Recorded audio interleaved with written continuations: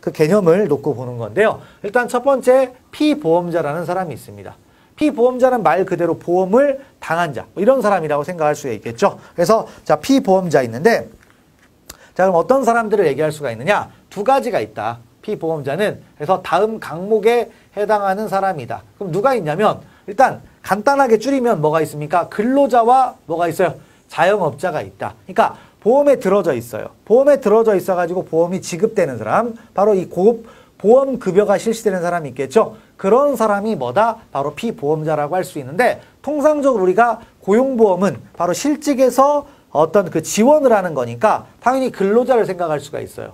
근로자는 너무 당연한데, 우리 특이한 건 누가 들어간다? 바로 자영업자가 들어갑니다. 자영업자.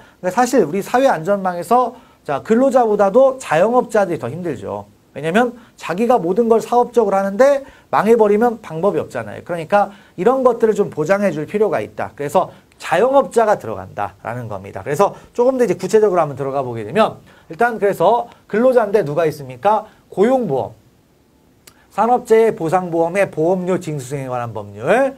자, 그래서 쭉 해가지고 보험에 가입되거나 보험에 가입된 것으로 보는 근로자다. 그러니까 자, 일단 이런 고용보험법이 가입돼 있다 이거예요. 고용보험에 가입돼 있거나 가입된 것으로 보는 근로자들. 이런 사람들이 일단 뭐다? 피보험자. 우리 고용보험법에서 말하는 피보험자가 될 수가 있겠고요. 그 다음에 또 누가 있습니까? 바로 자영업자. 그래서 고용보험에 가입하거나 가입된 것으로 보는 자영업자가 있습니다. 그래서 그러니까 자영업자지만 고용보험에 가입한 사람이 있을 수가 있어요. 바로 이제 그런 사람들한테 보험급여를 해주기 위해서 자영업자가 들어간다라는 겁니다. 그러면 이제 자영업자인데, 자영업자에 대해서 이제 관련 조문회가 쭉 나와 있죠? 근데 요 법은 외울 거 아니에요. 자, 여기 나와 있는 건 진짜 말 그대로 참고입니다.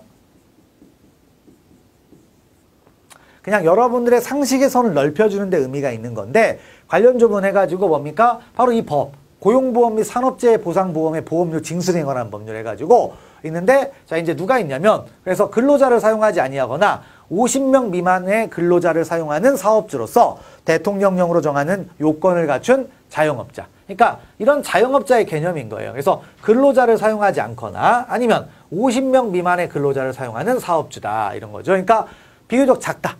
해서 그런 뭐다? 요건을 갖춘 자영업자. 자영업자는 이제 뭐다? 고용보험에 가입할 수가 있습니다. 그래서 이렇게 가입된 자영업자. 자영업자가 뭐가 된다? 고용보험법상 피보험자가 될 수가 있다라는 거죠. 자, 그다음에 2항 가보면 1항에 따라 보험에 가입한 자영업자가 이제 커졌어요. 커져가지고 50명 이상의 근로자를 사용하게 된 경우에도 자, 유지를 계속 하려고 합니다. 유지하려고 하면 계속해서 보험에 가입된 것으로 본다. 그래서 자, 일단 뭡니까? 근로자를 고용하지 않은 자영업자 아니면 50명 미만 이런 사람들이 이제 자영업자로서 고용보험의 피보험자가 될 수가 있어요. 근데 50명이 넘은 사람도 경우에 따라 될 수도 있다는 거죠. 그래서 쭉 읽어보시면 되겠습니다. 넘어가시면 되겠고요. 자, 그 다음에 가보시면 이제 이직 해가지고 있는데 여기 이직이 좀 특이한 용어입니다. 우리가 보통 이직이라고 하면 어떤 걸 이직이라고 합니까? 자, 이제 다른 데로 뭐죠? 이제 다른 회사로 옮겼다. 이걸 이직이라고 하잖아요. 근데 여기에서 쓰는 말은 그냥 이직이 어떤 거냐 해서 자, 피보험자와 보험주 사업주 사이에 고용관계가 끝나게 되는 것. 이걸 이직이라고 한다라는 겁니다. 그러니까 피보험자 누구였어요? 근로자. 물론 자영업자 있는데 근로자를 생각하시면 되겠죠? 사업주 사이에 고용관계가 끝나게 되는 것. 그러면 고용관계가 끝났으니까 사실상 이거 실직 아니냐 이렇게 생각할 수가 있죠. 근데 그게 아니라 이직이다. 그래서 실직이라고 나오면 틀린다.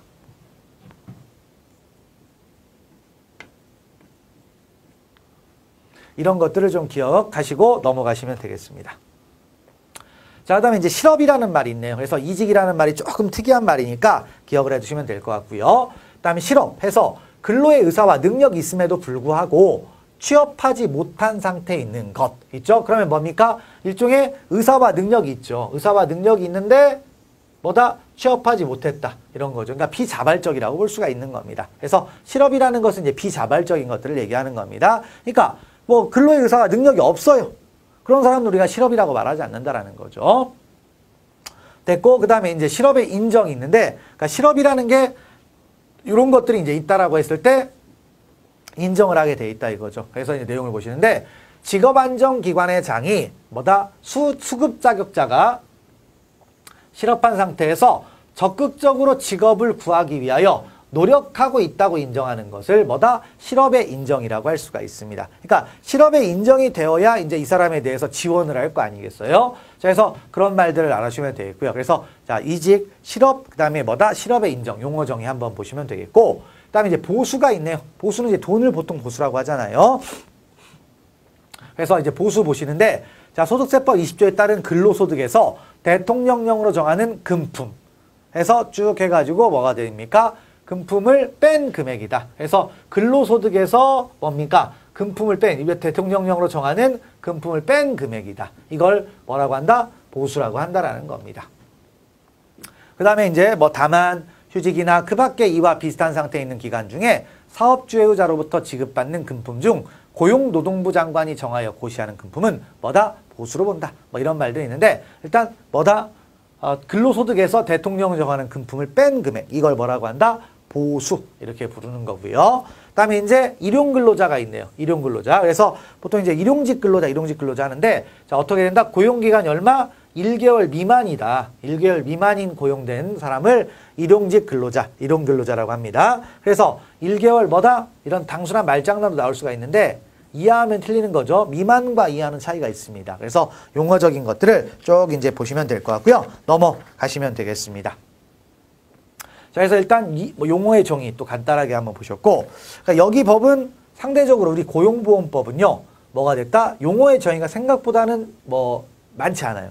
다른 법들은 막 용어의 정의만 해도 하루 종일 수업 정도 할 수 있을 만큼의 분량인데 생각만큼 많지 않다. 이걸 좀 알아주고요. 자, 그럼 이제 그 다음 파트로 넘어가서 이제 보험의 관장이라는 게 있네요. 고용보험에 실시해 가지고 있는데, 그럼 보험의 관장, 기관이 있겠죠, 먼저. 이게 정부 사업이다 보니까 처음에 체계가 필요하다라는 거예요. 그래서 고용보험은 누가 관장하게 돼 있다? 고용노동부 장관이 관장하게 돼 있다는 겁니다. 고용노동부 장관. 그래서 이런 것들 뭐 보시면은 고용노동부 장관이 아닌 뭐 다른 뭐 기관을 한번 쓸 수가 있겠죠. 뭐 예를 들어서 기획재정부 장관. 말도 안 되지만.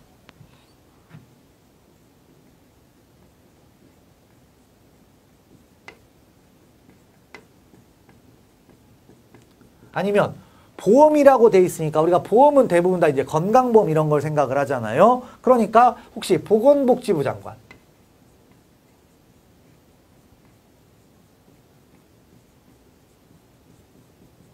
이쪽에서 관장을 한다. 그럼 틀린 거죠. 그래서 고용노동부 장관이 관장을 하게 되어 있습니다. 그래서 색깔이 일단 빨간색이니까 그냥 이렇게 좀 알아주시면 될 것 같고요. 넘어가시면 됩니다. 그 다음에 이제 고용보험 사업이라는 게 있습니다. 그래서 고용보험 사업은 이제 어떤 거냐? 바로 이 법의 목적, 뭡니까? 어떤 실업을 구제하자는 거죠. 그래서 위하여 고용보험 사업으로 이제 뭘 하게 돼 있다? 그 내용이 고용안정, 그 다음에 직업능력개발 사업, 그 다음에 실업급여, 그 다음에 육아휴직급여 및 출산 전후 휴가급여, 이런 걸 실시하게 돼 있다는 거죠. 그러니까 고용보험 사업에는 뭐가 있다? 고용안정, 직업능력개발 사업, 그 다음에 실업급여, 그 다음에 육아휴직급여, 출산 전후 휴가급여, 이런 것들을 실시하게 돼 있다는 겁니다. 그래서 알아주시면 되겠고요. 뭐 회계연도는 별거 없고 넘어가시면 됩니다.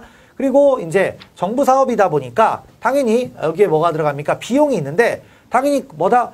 비용 부담은 누가 하겠습니까? 국가가 하는 거죠. 국가가. 그래서 매년 고용보험 사업에 드는 비용의 일부를 일반 회계에서 뭐다? 부담하게 돼 있다. 그러니까 필요적이죠. 그래서 일단 고용사업 뭐다? 매년 고용보험 사업에 드는 비용 있죠? 일부를 부담한다. 그래서 필요적 부담이다. 이걸 보시면 되겠죠. 그래서 있고요. 그 다음에 국가는 매년 예산의 범위에서 고용보험 사업의 관리 운영에 드는 비용을 뭐다? 부담할 수도 있다. 그래서 관리 운영에 드는 비용은 뭐다? 부담할 수 있고요. 그 다음에 고용보험 사업 자체에 드는 비용은 일부를 반드시 부담을 하게 되어 있다는 거죠. 일반 회계에서. 자, 그런 것들을 알아주면 되겠고요. 넘어가시면 되겠습니다.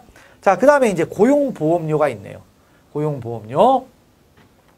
자, 그러면 일단 뭐다? 이제 고용보험을 지급을 하려면, 급여를 하려면 뭐가 있어야 되겠어요? 보험료가 있어야 될 거 아닙니까? 그래서 이제 보험료를 징수하는데, 그래서 이 법에 따른 고용보험 사업에 드는 비용을 충당하기 위하여 비용에 징수하는 보험료와 그 밖의 징수금에 대해서는 정하는 바에 따른다. 그래서 비용을 충당하기 위해서 이제 뭡니까? 징수를 하겠죠. 징수하는 뭐다? 보험료가 있죠. 그 다음에 징수금이 있습니다. 이런 것들이 있다. 근데 이건 이제 뭐다? 징수법에 따른다. 있는데 징수법은 그냥 가볍게 보시고 넘어가시면 되겠죠. 자, 그리고 이제 2항 가보면, 자, 2항 가보면 뭐가 있습니까? 이제 보험료 징수법 해서 징수된 고용안정, 그다음에 직업능력개발사업의 보험료 및 실업급여 보험료는 각각 그 사업에 드는 비용에 충당하게 돼 있다. 그래서 내용이 있는데, 징수가 됐어요. 그러면 이제 고용안정, 직업능력개발사업의 보험료 및 실업급여의 보험료는 각각 그 사업에 드는 비용에 뭘 하게 돼 있다? 충당하게 돼 있다라는 겁니다. 그러니까 고용안정을 위해서 징수했죠. 그러면 그 사업, 고용안정 사업을 위해서 하라 이거예요. 그 다음에 직업능력개발사업 마찬가지죠. 그래서 이런 거 있고, 그 다음에 실업급여도 마찬가지로 그쪽으로만 쓰라는 겁니다. 그래서 그런 것들을 알아주시면 되겠고요. 단서는 가볍게 읽어보시면 되겠네요. 다만 실업급여의 보험료는 국민연금 보험료의 지원, 그 다음에 육아휴직 급여의 지급, 그 다음에 육아기 근로시간 단축급여의 지급, 그 다음에 출산 전후 휴가 등 급여 등의 지급에 드는 비용에 뭐 할 수가 있다? 충당할 수가 있다. 그러니까 원래 각각 쓰라고 했어요. 용도가 정해져 있는 거죠. 사업마다 징수를 하게 되면 각각 쓰는데, 자, 근데 뭡니까? 이 실업급여의 보험료 있죠. 실업급여의 보험료는 어디에 쓸 수가 있다? 뭐 지원, 국민연금의 지원이나 아니면 육아휴직급의 지급, 이런 것들에 대해서 다른 데다가 충당할 수도 있다라는 겁니다.